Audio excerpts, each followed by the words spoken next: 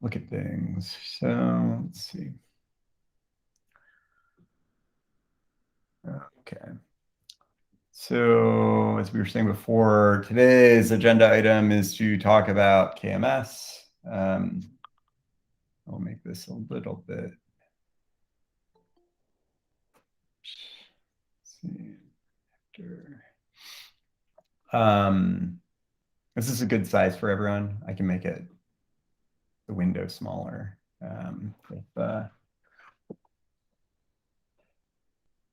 It's too. All right. So let's see. Any unresolved? Yeah. Okay. So KMS. So who wants to kick us off with KMS?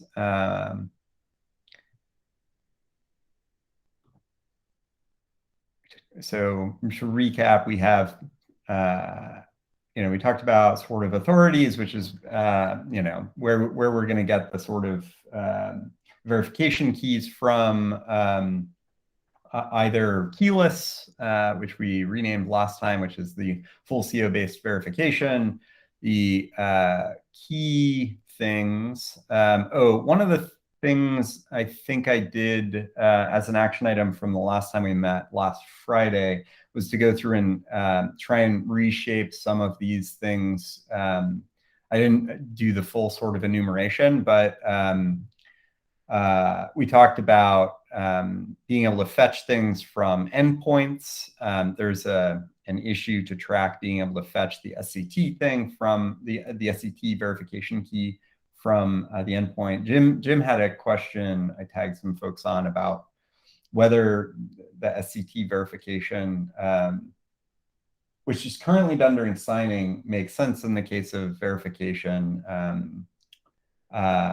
But I think one of the comments on the issue is whether we should be fetching it from full CO or fetching it from the CT log itself. So this shape may evolve, but one of the shapes is fetching those keys via sort of URLs and APIs, or being able to sort of express them sort of cluster locally, either inlining it as public data or inlining it as the data as since it's a public key. It should be okay, as well as referencing a secret. And I think that was the other sort of change I made. We talked about, despite these being cluster scope resources, sort of allowing secret refs, but having those be sort of implicitly or maybe explicitly, but restricted to the cosigned system namespace as a way of sort of limiting the reach of the credentials or the secret access of the controller, so that you don't need to be able to read any secret in the cluster in order to do it. So the one thing about being able to go ahead and fetch it from CT log, I think is going to be a little bit of a trickier bit, because there's agreed upon, I think it's an RFC actually that basically establishes those APIs. I could be wrong, but it basically is something that many folks provide. So it's not only our implementation of the CT log that we use, the Google's one, but there's additional ones. So just to point out that putting it into full CO would be technically easier, but wiring that or getting folks to go ahead and expose that, quote unquote upstream, might be a little bit trickier. But I have all the confidence in the world, so as long as you can get it done by Monday, it's fine with me. This is when we play the nose game, right? Okay, so I think those are, it's been almost a week, so I think those are the sort of set of changes that I sort of put in here since the last time we talked. We did talk about sort of config maps here as well last time. I think that's still, and allowing you to read this stuff from a config map from an arbitrary namespace, which is still a little creepy, but sort of less creepy than doing it for secrets.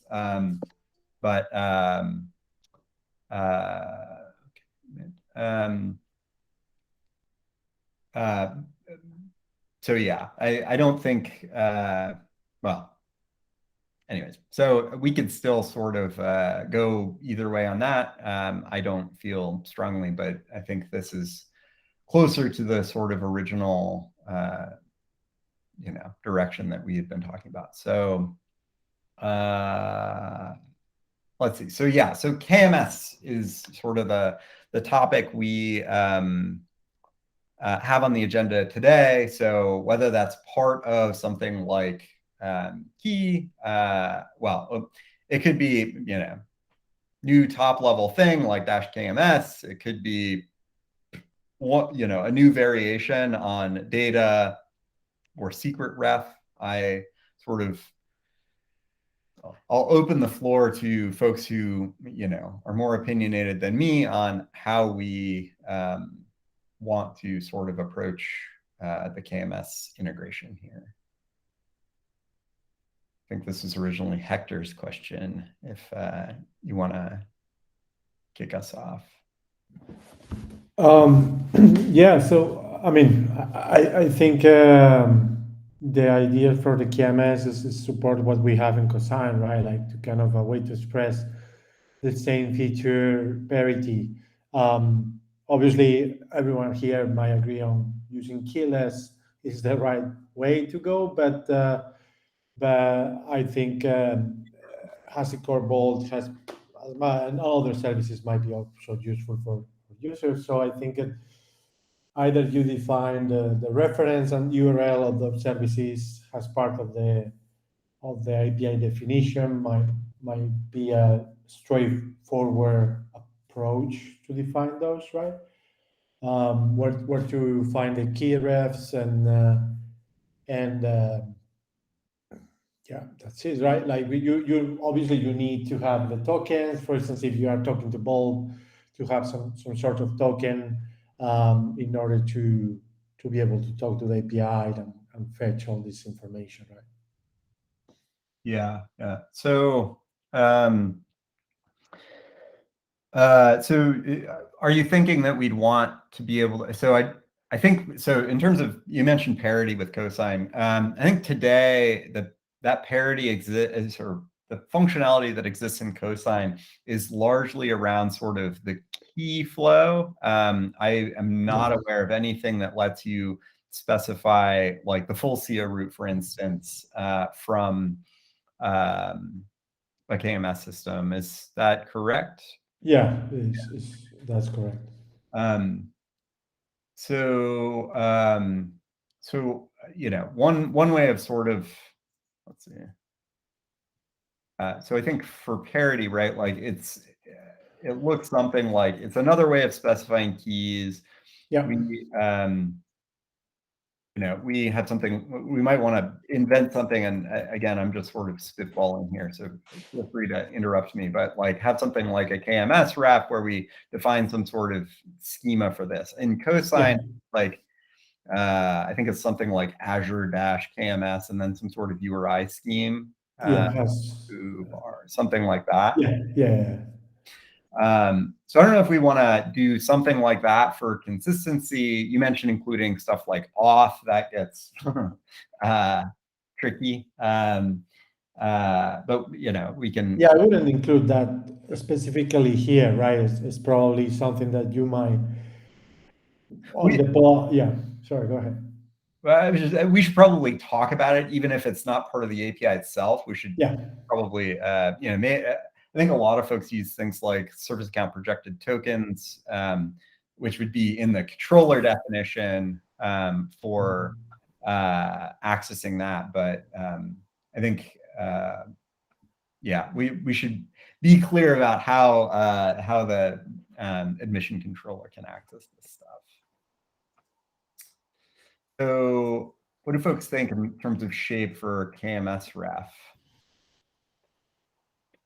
We could also call it something else. Like if we go with something, if we think it's just this, we could go something like KMS URI, or I don't know. Why not just KMS? Like, is there any ambiguity there? I have no skin in this game. Sounds fine. I think it sounds good, right? Like, it's in fact what we are using on cosine. That's KMS, probably. and then you specify whether it's a HASI, Bolt, or A-share KMS, and then Yeah. Okay. So does this look good? Should we pick another topic to start talking about? Yeah, I don't hate this. It's good. I mean, there's not much probably to discuss here, I guess. Okay. I'm gonna add a note. We don't have to talk about this now, but something that I think we clearly need to document is how the admission controller authenticates two different KMS systems. Oops. All right. That's a can of worms, isn't it? I mean, yeah, I mean, I don't know that we necessarily need to be exhaustive, but I mean, I think that, yeah, it's a problem we need to solve, right? I'm not sure actually what cosigned's doing under the hood to talk to like Azure KMS and Yeah, what. expect environment variables or things to point before. So, I mean, it may just evolve to documenting what environment variables to set in the controller. And if those line up with what you need to do already for cosigned, and it sort of serves double duty. Yeah. It can also be as simple as well as if you're running on AWS and you're trying to access the KMS service in AWS, you don't need to add anything because eventually often the same user that create the classes might have properties or privileges to talk to the KMS. But ideal scenarios usually. Yeah. So like workload identity may give you automatic access. Okay. Maybe through bars, which I believe is someone said, which may come for free through workload identity mechanisms like RSA, GKE, workload identity, blah, blah, blah. Okay. All right. So are we done with KMS? That was quick. What should we talk about next? Move on to one of the sort of TBD bits. Yeah. All right. So so the next thing, and this is based on sort of the progression Jim had in the other doc that talked about, it sort of laid out nicely what those sort of phases cosigned was running through is, and these don't have to be separate bits. We can incorporate all that stuff back into earlier parts of the schema as well. I was just sort of laying it out as a to-do list for us. So the next thing on that list was if folks want to do transparency log verification, maybe this makes sense to incorporate into the keyless stuff. Maybe it doesn't. I think today,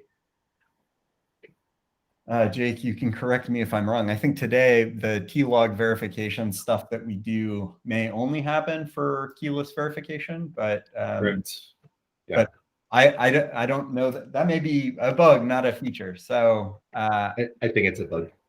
Well, like they were all sort of grouped together under the umbrella of experimental, so it's not just like inherently tied to keyless, but it just like became that way.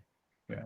So I mean, so we can have this as its own top level thing. I think one disadvantage of that is, you might be, hitting different key logs depending on, which, if you have multiple keys or multiple keyless things, they may surface to different transparency logs. like some may be the public transparency log, some may be an internal T log. We don't necessarily have to put this under keyless.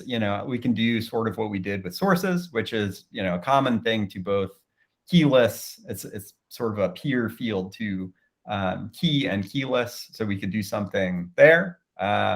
What do folks think in terms of placement? Yeah, my 2 cents is I think it should be a similar mechanism to sources. Okay.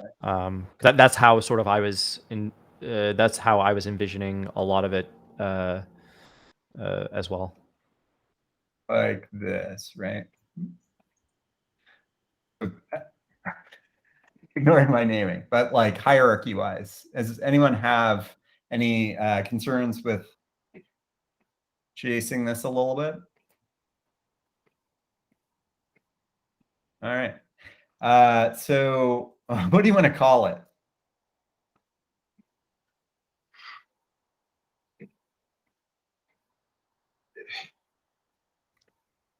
I mean, if by T-log we actually mean record, we should just. We went away from full CO in favor of keyless here. Right. But like we don't have the same sort of like, branding for recore. I mean, it is a T-log, but it's not the T-log. That makes sense. Like I think, keyless isn't completely descriptive, but at least it is not ambiguous. Well, I mean, I think some of the configuration sort of helps to remove that ambiguity. You're saying that keylog is unlike keyless, although folks are starting to noticed Seth Varga from Google side started to use the term keyless in other contexts beyond sort of full CO based signing. It's a great word. Yeah. It's aspirational. But I mean, I think that I don't know that I updated. Well, like my only concern is sort of preempting concerns like, oh, by T-log, can it be any kind of T-log? Well, I mean, it's a nit. Yeah. So we can just go with T-log. So what properties do we think folks need to configure? I can say, open to better names. Let's see. So what is the shape of things that we need in order to do this? Right now, I believe it's only URI. Let me double check that really quick.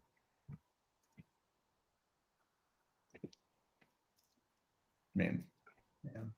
If we think we might need more things later.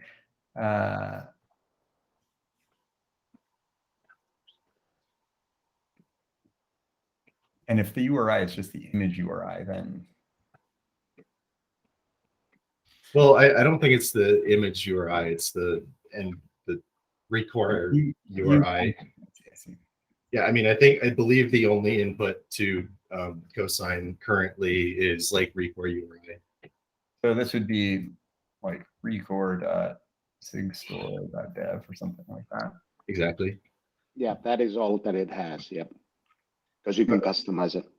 So this is an example that does full CO. So if we wanted to do sort of T-log verification, maybe against the public instance, we might do something like this, right? And then this can like default to record.sigstore.dev. That makes sense. I think that's sort of in whatever this example, right? So keyless. If we wanted it to mirror cosine itself, it would just default to something like that. Record at Sigstore, yeah. Okay. Signed by public good full CO in full CO and That makes sense, example wise, for what we're talking about. And then if someone wants to do their own, this is what plog, something like this. Okay.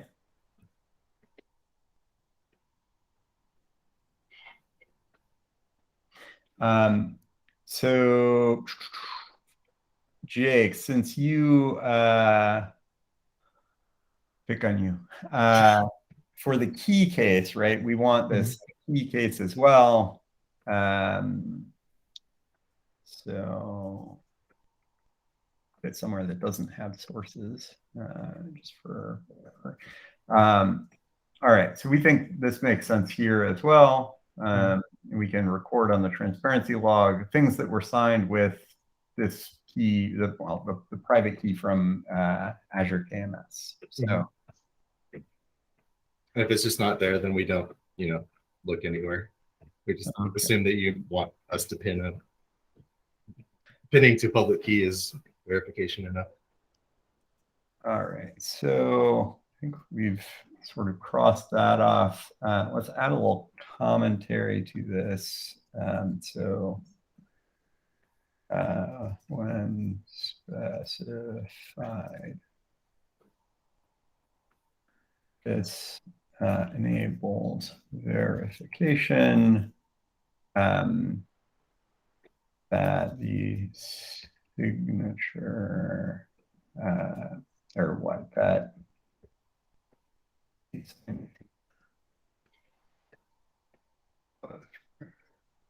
forwarded to the specified recore instance. Actually, I'll make this one do the default just so we have an example of both. To public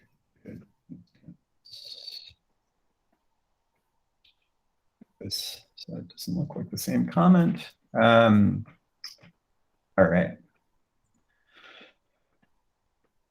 And then we can, if folks come up with better names, I would say drop them in the comment section on better names. Let's see. Are there, let's see. So I added examples of both of those things both under key list, but we have it in the schema under both. Anything else folks want to talk about in terms of key log verification? Should we just keep cranking down the list?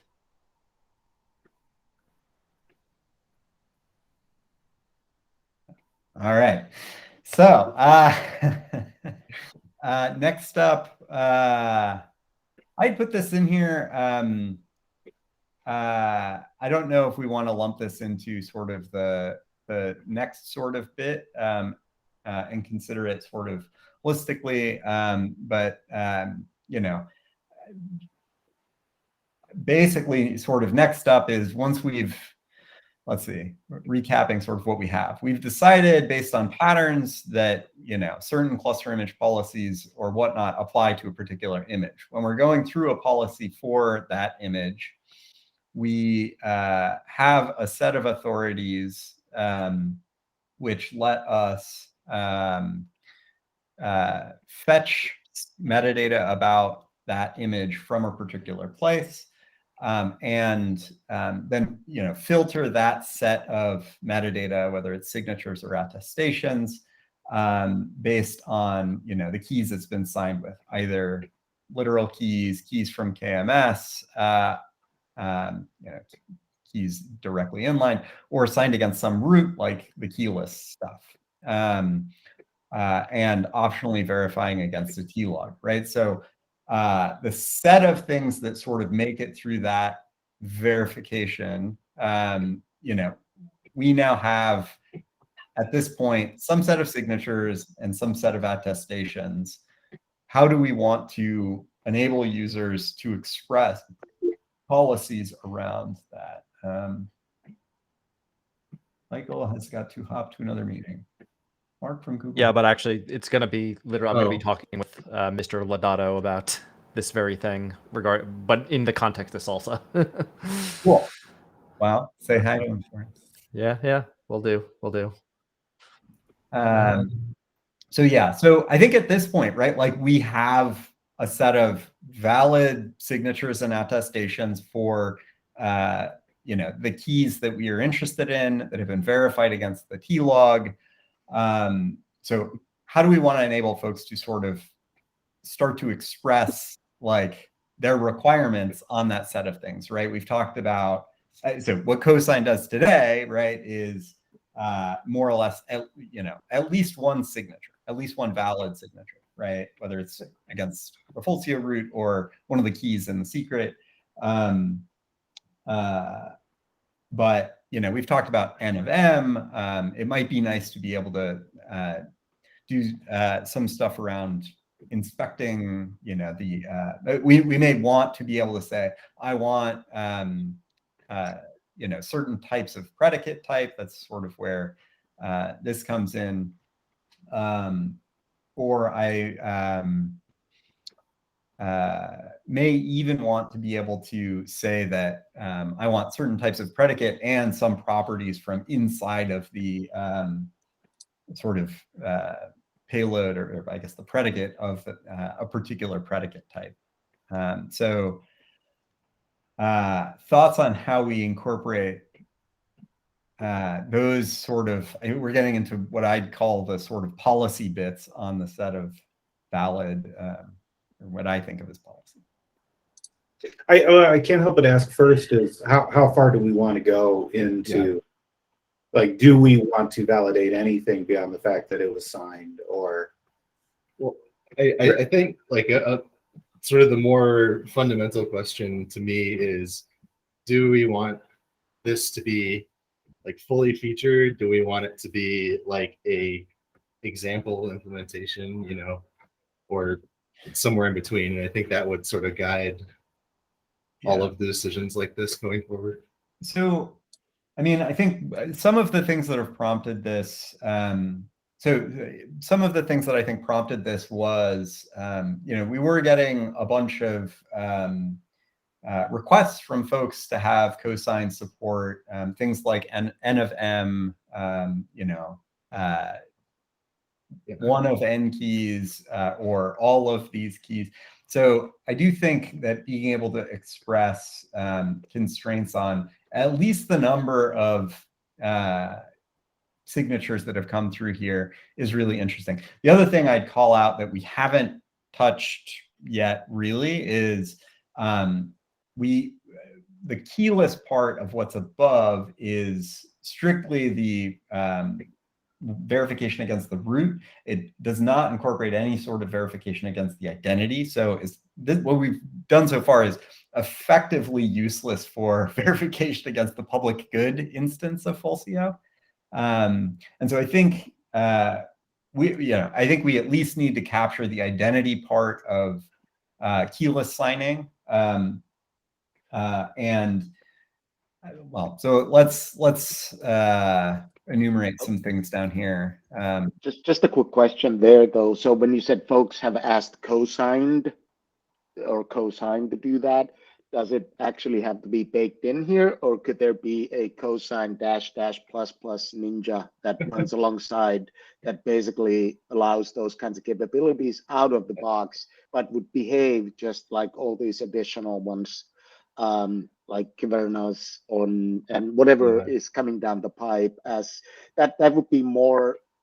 I just want to throw it out there because that would be kind of a worry that I would have, is we basically start adding, we'll just do this one little bit of verification and validation, and then 6 months down the line, it's a full-blown Emacs. Yeah. I mean, my understanding was that people were requesting these features from cosigned as a policy engine. And I have sort of the same concern that you do. It's like how much do we want to, by implementing these features, how much do we want to open ourselves up to supporting them? Yeah, I kind of feel like we started the conversation this way some weeks ago, was that we should as quickly as we can identify where that falling off point is and just draw a hard line. And like for what it's worth, I don't know. I don't know what if there is very much value for us as projects, as it seems like a lot of the existing policy engines are already very happy to integrate with cosign and do that translation between our, like the cosign, the Sigstore world, and their pre-existing policy engine. Yeah. Well, So- that's where the SDK comes up, right? Not to pick on Jim, he's not here, but we know what he wants out of this is the SDK. And we're better serving the community by making it easier and easier for the fuller featured policy engines to integrate, rather than cram more features into this. Because I don't at any point think we want cosigned to be a Kyverno competitor. It's just like, if you need this, do this. If you need X, maybe you want a Kyverno, maybe you want an OPA. So I think that we can also sort of put a stake in the ground today and not open the fuller can of worms of some of the aspects of policy, and sort of it's very easy to make additive changes to APIs later if we are wrong. It is much harder for us to walk back bad or incomplete decisions that we make now later, right? Because you have to rev APIs and stuff like that. So I think I think go ahead, Parth. Well, I wanted to say that, we were talking about Kyverno. So I was testing out some of the changes that Jim made, and he specifically added, checking the predicate types, the conditions within it. So Kyverno currently does do that, or at least in the development branch, in the main branch that he's working on. So we are, like, in terms of the SSF and stuff like that we're building out with Michael. We do check. I think it is value added in terms of we're building a lot of these things, planning to build a lot of these images internally, and then maybe we're signing them. And we do want to check, hey, is this matching the predicate type that we're expecting? Does it have the proper builder ID, the build type, all that kind of stuff? But and like you said, maybe it doesn't make sense to be in cosign. Maybe it's like, hey, maybe Kyverno takes care of that piece for us, and maybe you don't have to go into it. But yeah, like I think we should definitely focus on make it easy for people to integrate their own everything, rather than trying to actually like solve the problems that they're already solving. I mean, I think it's a balance, right? I don't think we need to necessarily solve it now. We can expand the API later based on the capabilities that land in cosign. I think right now there is some support in the cosign CLI, for instance, around doing some very limited like Q rego policy stuff. I don't think that stuff is ready really to have a lot of direct use. I think it's still a bit of a toy. So I think it's a totally fine answer to say not yet on some of those things, and codify some default sort of policies like we have in cosign today of, okay, we've allowed you to express a whole lot of flexibility that was impossible in cosigned, well, really today, right? Like custom full CR root, better expression of certs, multiple policies, et cetera, et cetera, et cetera. Being able to partition these things by image pattern. These are all incredibly valuable things to sort of get out. So if we wanted to put a stake in the ground and say that, like,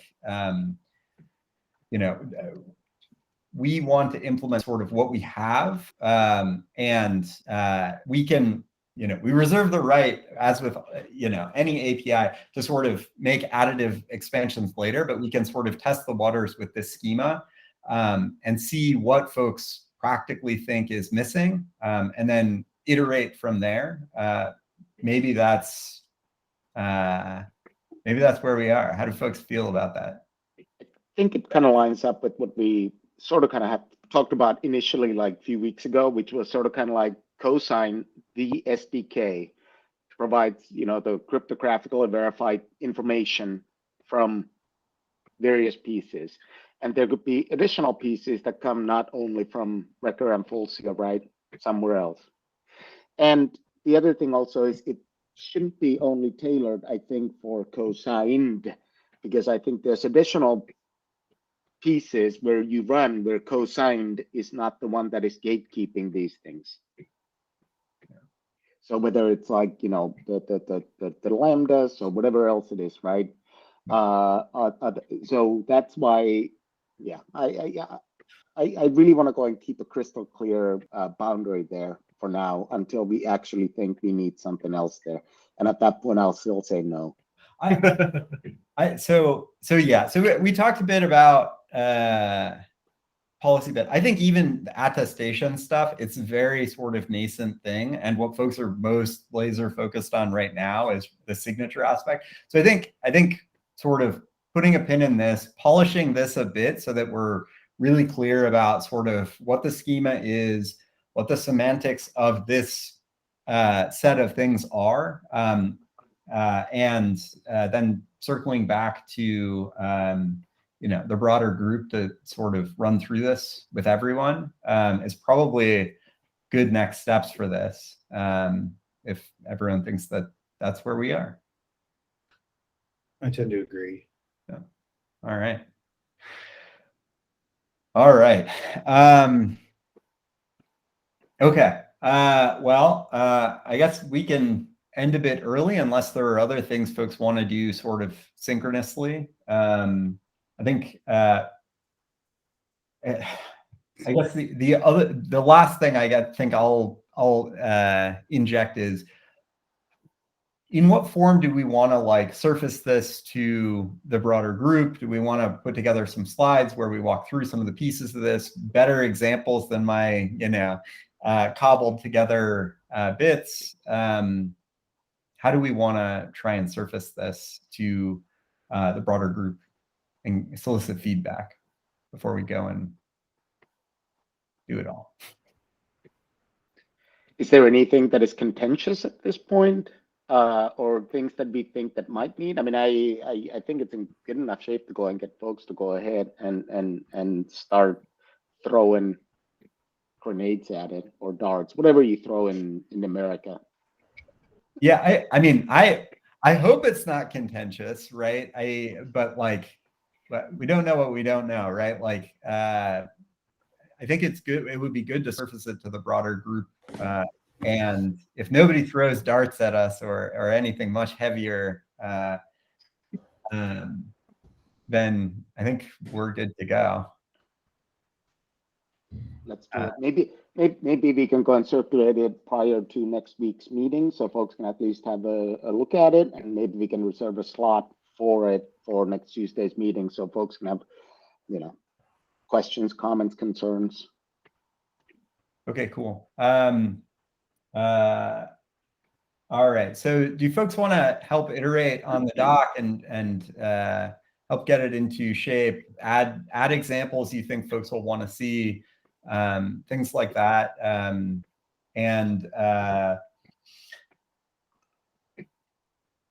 then I guess on Tuesday we can plan to circulate this doc with the broader group.